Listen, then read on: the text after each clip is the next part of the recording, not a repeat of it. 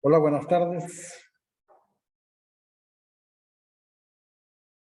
Gracias, Adri. Buenas tardes, profe. Gracias, Génesis. Buenas tardes.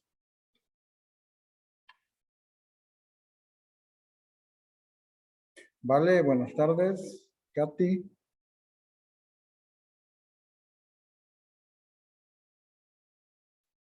Hola, Katy. Tere, buenas tardes.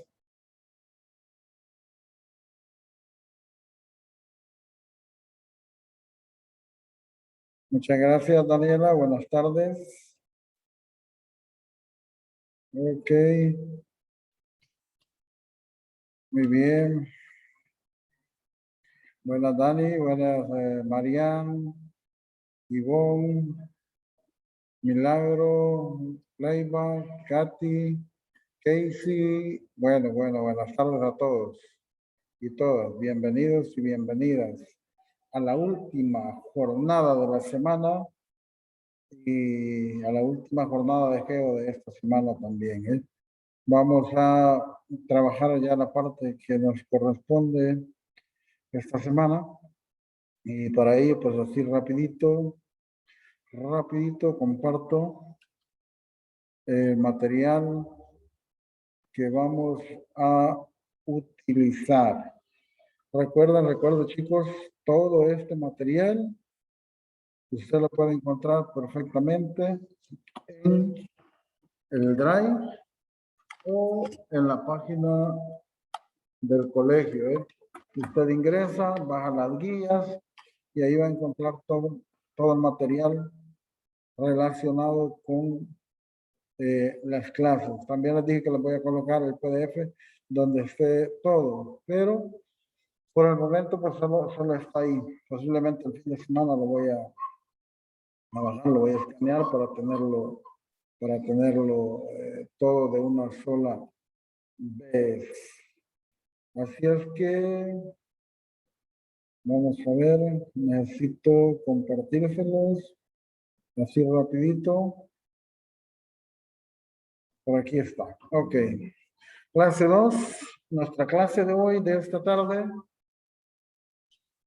se llama la Primera Guerra Carlista. Eso es lo primero que vamos a, lo clase que vamos a trabajar hoy. Ese es el tema, ¿eh? La Primera Guerra Carlista, 1833-1840. En primer lugar, los indicadores de logro que vamos a tratar de alcanzar son, uno, vamos a identificar quiénes son los bandos enfrentados, las opciones que la enfrentaron, y dos, cómo se desarrolla ese conflicto por aspiración al trono, ¿eh? Luego, pues aquí tenemos la agenda a desarrollar, primero un saludo, contenido socioemocional, nos vamos con el objetivo, la defensa, ¿cómo se llama? Aquí ya no es defensa de proyecto, sino que es la clase en sí, preguntas y respuestas, ¿eh? Ahora bien, contenido socioemocional. Toda la semana es conoce tu país. Ya hablamos de algunos lugares turísticos. Hoy me voy a conformar así rapidito que me mencionen uno o dos. Con uno y dos y nos vamos directo a lo que es nuestra clase, ¿eh? ¿Alguien me ayuda aportando el nombre de un par de lugares turísticos? Con uno que me diga alguien y luego otra persona. Un lugar turístico bonito o un lugar no necesariamente turístico, ¿eh? Algún lugar que le haya impactado, algún lugar que quiera que conozcamos, ¿eh?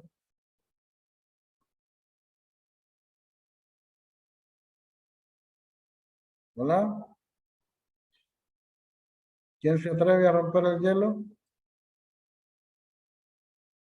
Bueno, muchas gracias por levantar la mano. Muchas gracias, ¿eh? Aquí está un aporte.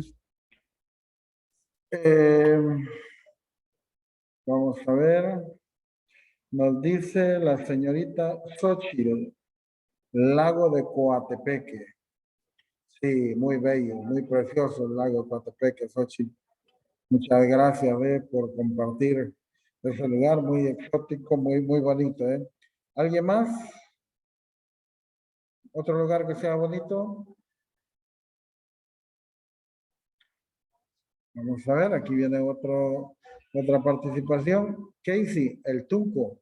Sí, el Tunco es también muy bonito, la playa, el mar. Esta es la ruta sol, arena y sol, o sol y playa, o arena y sol, algo así se llama, donde están las playas. Y el último, ¿alguien me menciona otro lugar bonito? ¿Qué más? Aquí bien. Pues había una playa a la que yo fui que era bien bonita, que quedaba en la Libertad, que se llamaba Xalpa. Y nada, era bien bonito ahí. Sí, también es muy bonito ahí, es bien precioso. Tiene toda la razón del mundo, es un lugar encantador. Y Daniela nos dice Suchitoto, claro que sí. Si van a Suchitoto, yo les recomiendo antes de llegar a Suchitoto, pasen por ahí, por un lugar que se llama Los Lechones de Lucía. Es un tipo de restaurante que tiene comida al aire libre, hay lugar por donde caminar, hay una quebrada, precioso lugar. Y allá en Suchitoto, pues hay varios lugares, en el propio Suchitoto. Si les gusta nadar, pues ahí está el Tejar, bueno, muchos lugares, el lago de Suchitlán, todo eso, pero preciosos esos lugares. Muy bien, muchas gracias por sus aportes, por su ayuda. Muy bien, entonces vamos a ver, vámonos directamente a el objetivo. Lo que se pretende alcanzar o lograr esta tarde es describir las causas y las consecuencias que tuvo la primera guerra carlista. Bueno, bienvenidos, por adelante. Bien, muy bien. Ya no les bajó la comida, Se vinieron corriendo. Ok, chicos, como vamos a compartir con los compañeros, cierro la cámara y nos quedamos solo con el audio, Vamos a ver. Sí, para allá. Justo de empezar en este momento. Sí, vamos a. Decíamos que vamos a trabajar lo que es la primera guerra carlista, Y para eso, pues tenemos aquí el temita, lo vamos a hacer un poquito más grande para que ustedes lo logren identificar mejor. Un poquito creo que aguanto más. Ok. Por ahí no logro ver. Aquí, ahí está. Muy bien. Nos vamos a ubicar aquí. Justo en el año de 1833. Justo en este año, recuerden ustedes que muere el señor Fernando VII, y que había tenido un cierto conflicto porque al inicio pues no había tenido hijos en sus matrimonios, sino que hasta que se casó con su sobrina. En 1830 nace Isabel. Entonces el que se veía beneficiado directo de toda la situación era el hermano de él, Juan Carlos María Isidro. Pero con la muerte, con el nacimiento de Isabel, las cosas cambian. Solo había un obstáculo. En ese momento las mujeres no podían heredar el trono. Las mujeres en los hogares donde no habían hijos varones. Porque había una ley promulgada ya por 1810 por un señor llamado Felipe V que prohibía que las mujeres accedieran al trono. Entonces, igual, don Carlos igual eso no le quitaba el sueño, porque había esa ley. Entonces no podía Isabel heredar el trono. Pero la esposa de Fernando, su sobrina, la señora María Cristina, era una mujer muy astuta, y empezó a decirle que como él era el rey, podía perfectamente derogar esa ley para que su hija fuera la heredera del trono. Y así fue. Así es como Fernando deroga esa ley con la pragmática sanción, y ahora sí, Isabel ya puede heredar el trono. Vamos a ver, ¿qué sucede acá? Cuando Isabel tenía apenas 3 años de edad, muere don Fernando. De enfermo, estaba pero muy grave, muy enfermo. Pero en su testamento, él había dejado ya establecido que la heredera al trono era su hija Isabel. Y que mientras ella cumplía, porque apenas tenía 3 años de edad, en 1833, y mientras ella cumplía su mayoría de edad, la regente, la que iba a gobernar en sustitución de la reina, iba a ser la esposa de él, doña María Cristina. Ella es la que iba a gobernar. Cuando don Carlos se da cuenta de eso, se proclama rey. Él y su seguidores, lo proclaman rey. Y a partir de ahí, pues nace lo que se conoce como la Primera Guerra Carlista, por la pelea o la lucha de acceder al trono. Y pues da inicio esa guerra. Identificándose dos opciones, dos grupos o dos bandos enfrentados. Vamos a ver. Cuando don Carlos y su grupo de seguidores se rebelan en contra de la voluntad de Fernando para que su hija fuera la heredera al trono, pues proclaman rey a don Carlos.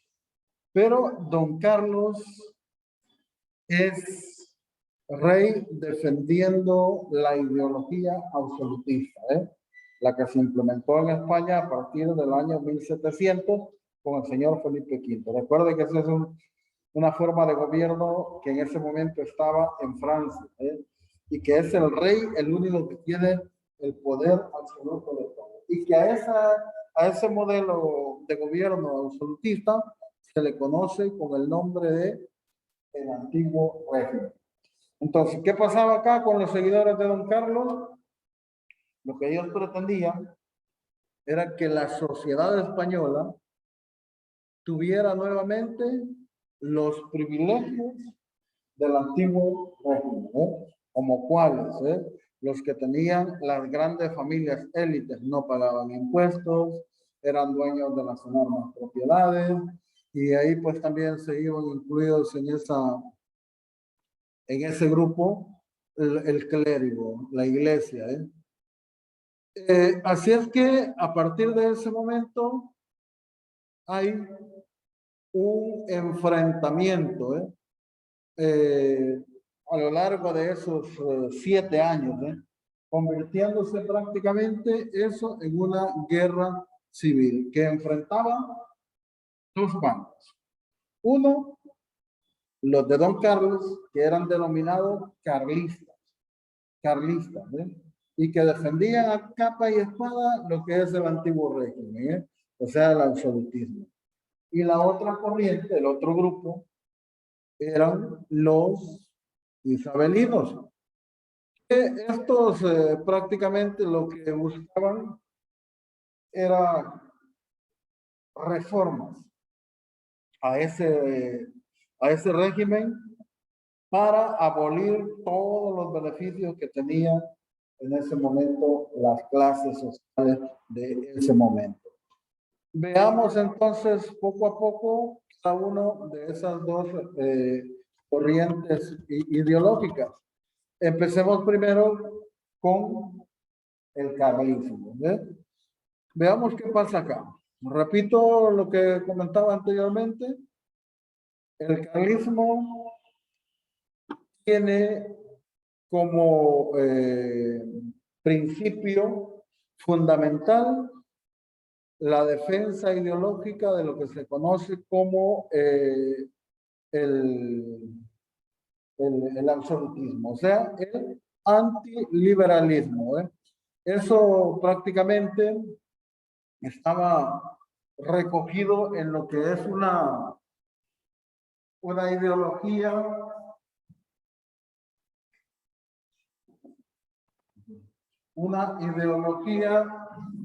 de tipo antiliberal, y que habían adoptado ellos como lema de su grupo estas palabras, Dios, patria y fueros.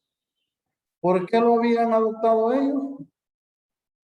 Bueno, los reyes absolutistas en su momento creían que ellos eran personajes enviados por Dios para gobernar y para guiar a su pueblo. Por eso ahí viene el lema, Dios, porque eran prácticamente individuos que todo lo que ellos decían se hacía y que nadie, absolutamente nadie, podía fiscalizarlos a ellos. Luego, patria, le infundaban el nacionalismo a sus seguidores. ¿Por qué razón? Porque también decían que como seres divinos, ellos eran dueños absolutos de todo lo material que existía en el reino. Entonces de ahí viene el término Dios, perdón, el término patria. Y luego fueros, porque los fueros significa privilegio. Entonces, esos privilegios iban para quién? Para las familias de élite, para la misma iglesia. Entonces, ahí prácticamente ellos se aglutinaron como legítimos defensores de esa dinastía absolutista. Son los que prácticamente no querían ningún cambio sobre el accionar de la sociedad. Luego, a partir de ese momento, también reconocían a la iglesia como una de las principales instituciones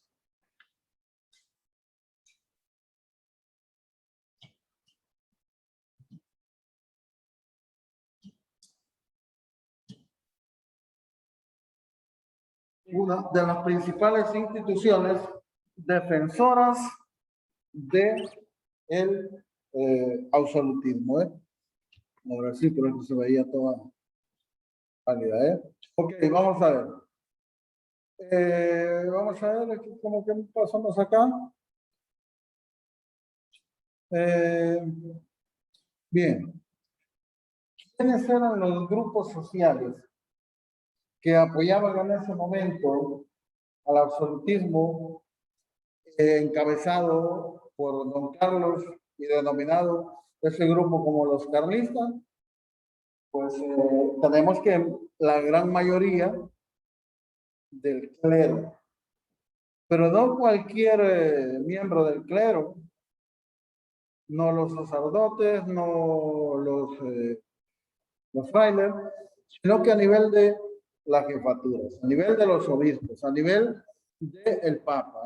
Ellos son los que prácticamente la mayoría estaba con los carlistas.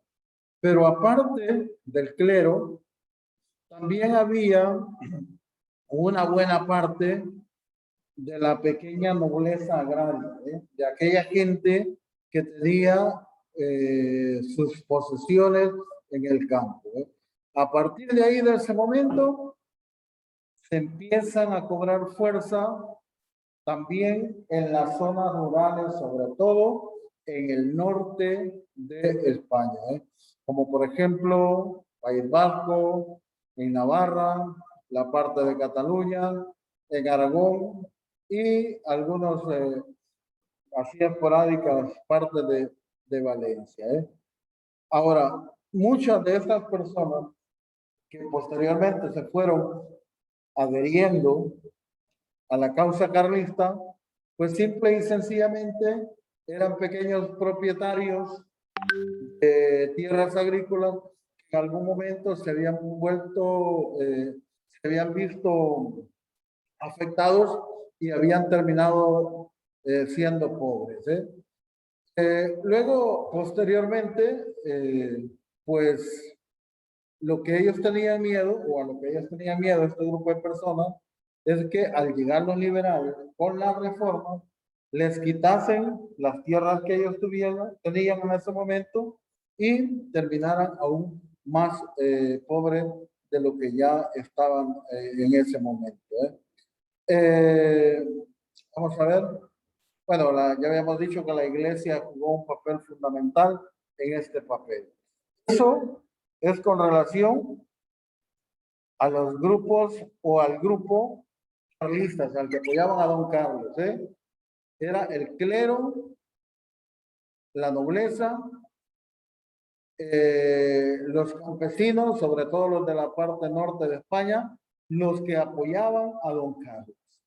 Vámonos hoy con Isabel. Isabel, al inicio de esta confrontación, también tenía el apoyo de la iglesia, pero era un pequeño grupo de la iglesia. También tuvo el apoyo de la alta nobleza, pero también era mínimo. También tuvo el apoyo de los funcionarios de su gobierno, eso sí. Pero con ese apoyo que ella tenía, porque Isabel aquí acuérdense que también era absolutista, porque era hija de Fernando, y Fernando era un rey absolutista. Pero, ojo acá, Isabel, la mamá de Isabel, la señora María Cristina, astutamente se dio cuenta que con el apoyo que ella tenía, era imposible ganarle a don Carlos, a los carlistas. Así que, ¿qué fue la decisión que ella tomó?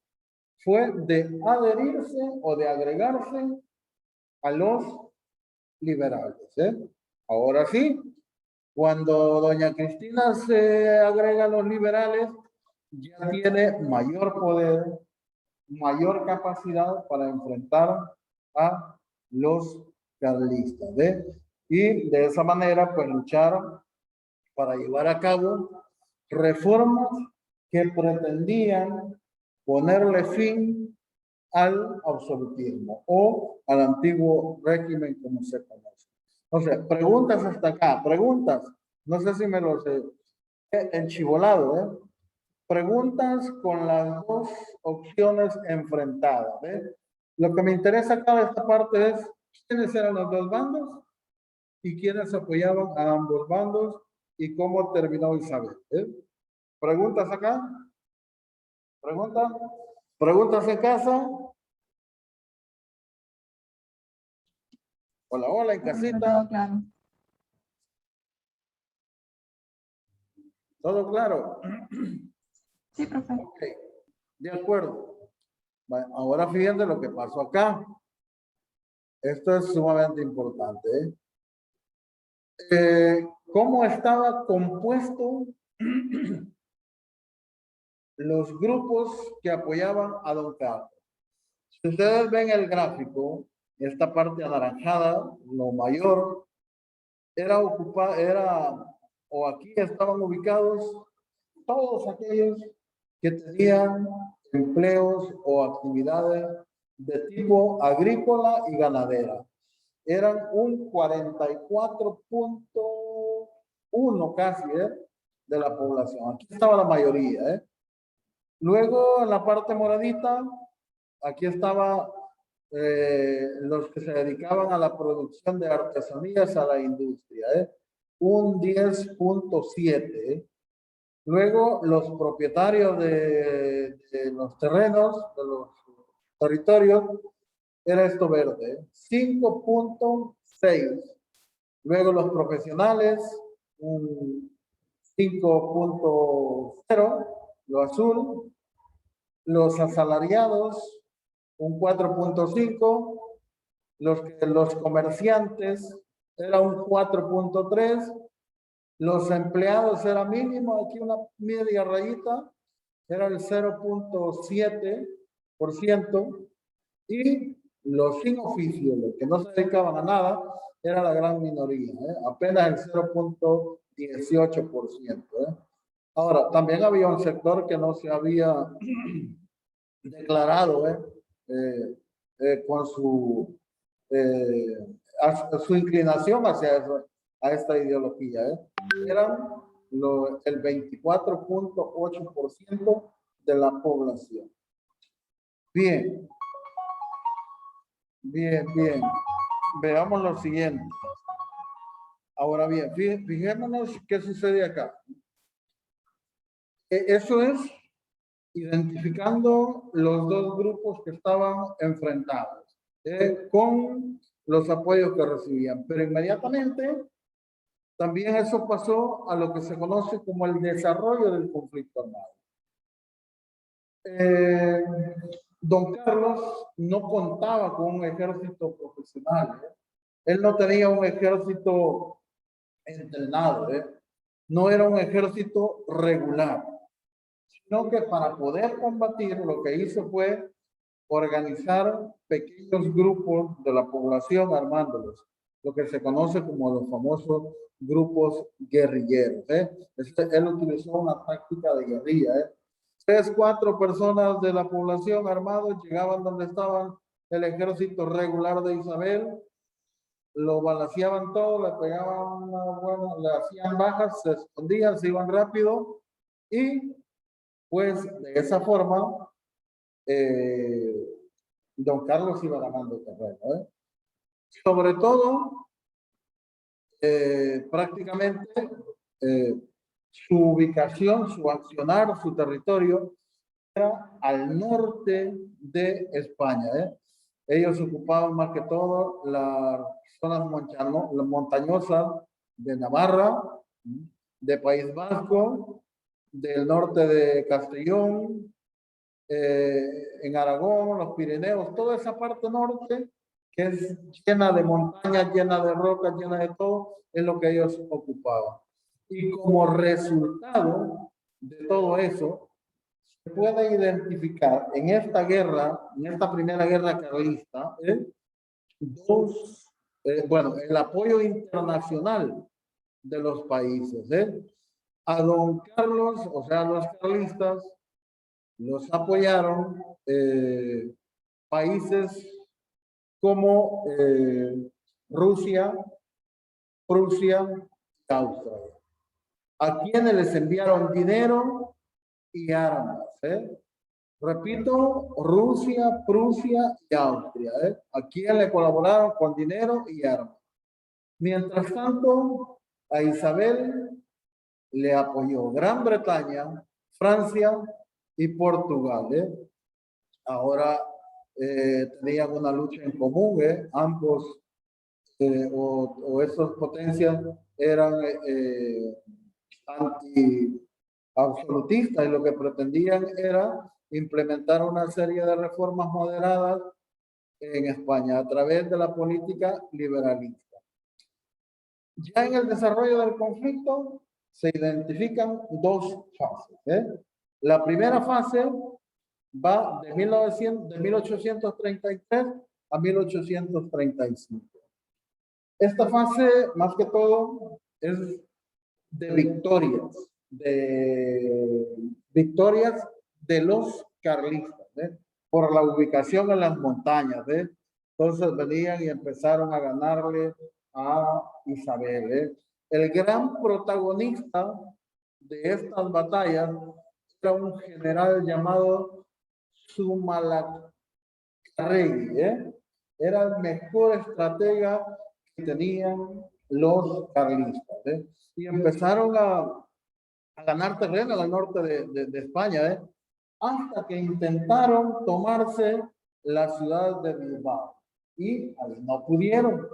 Y como no pudieron hacerlo, sino que sufrieron la peor baja. Aquí muere el general se llama Malacarregui, y los carlistas pierden a su mejor hombre, a su mejor estratega.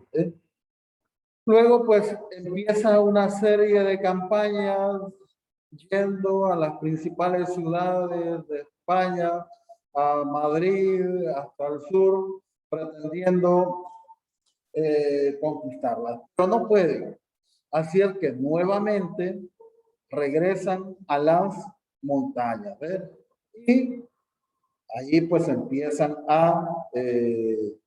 ¿cómo se llama? A un proceso de segunda parte de la guerra, ¿eh? Esta que ya va de 1936 a 1840, ¿eh?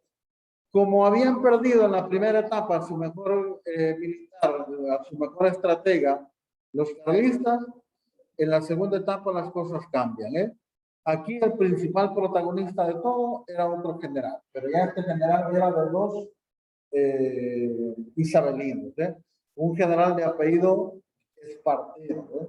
Este ganó el protagonismo acá y empezó a ganar la guerra en contra de los carlistas, hasta llegar al grado que al final ponen un acuerdo para firmar un tratado que se llama Convenio de Belgrado, ¿eh?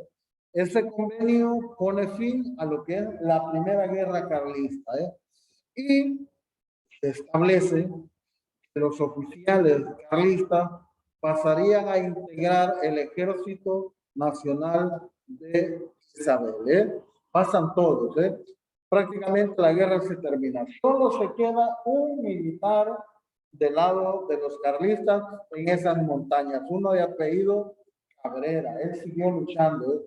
Pero al final, en 1840, este general Cabrera también es muerto, también es asesinado, y ahí termina prácticamente lo que es la primera guerra carlista, ¿eh? No sé, preguntas acá, preguntas de algo que haya quedado no tan claro, ¿eh?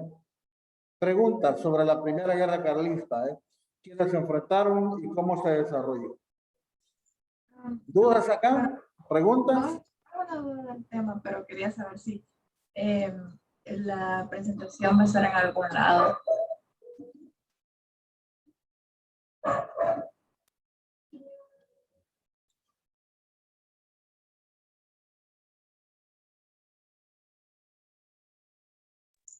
Hola, profe, ¿se escucha? Hola, hola, hola. ¿Sí? Es que había hablado antes y no se escuchó, creo. Quería saber si la presentación la va a poner en algún lado. Vaya, todo ese material están en las guías de trabajo, ¿eh? Esa guía de trabajo la pueden bajar de dos formas. Una de ellas en el Drive y la otra ingresando a la página del colegio. Ahí está en la semana número 2 y la pueden bajar, ¿eh? Aparte de eso, pues yo les voy a colocar el fin de semana el resto del material que vamos a ocupar durante todo el periodo para que ya lo tengan por adelantado ahí. Aunque siempre se lo voy a ir colocando en las guías, pero ahí lo voy a ir colocando en una separata completa con esa información. Es que no sé si solo soy yo o si a alguien más le sale, pero a mí no me sale el periodo 4 en la página del colegio. Solo es el periodo 3 me sale. Hola, se escucha así con Cortado. diferencia. Ujú. Es que tengo mal el internet. Lo voy a escribir en el chat. Vale, por favor, por favor. Ok, no sé si hay alguna otra cosita. ¿Algo más? Con los demás chicos. Si no, por favor, no se les olvide escribirme la palabra presente en el chat. Escríbanme el presente ahí y vamos finalizando ya la hora, ¿eh? Dice, no me aparece el periodo 4 en la página del cole. O déjame revisarlo, no sé. Bueno, no sé, ¿a alguien más no le parece el periodo 4? Bueno, nos quedamos ahí, solo tú no te... Era Rebe, ¿verdad? Rebe. Ahorita mismo verifico, Rebe, no te me escapes de ahí quédate. Y te digo qué está pasando ahí, justo en este momento, ¿eh? Los demás, solo el presente y feliz fin de semana para todos. Solo regálame un segundo, Rebe. Ok, ahorita verifico. Vamos a ver.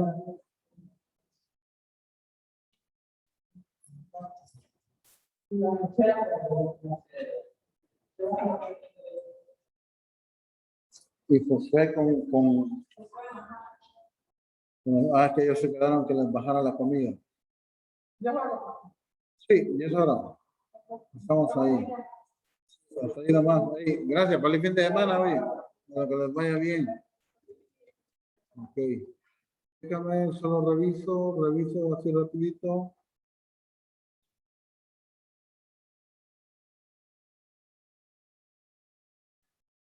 Vamos a ver. Periodo 3. Oh, sí, tiene razón, ¿eh? Tiene razón, no aparece, pero yo ahorita veo por qué. Vamos a ver.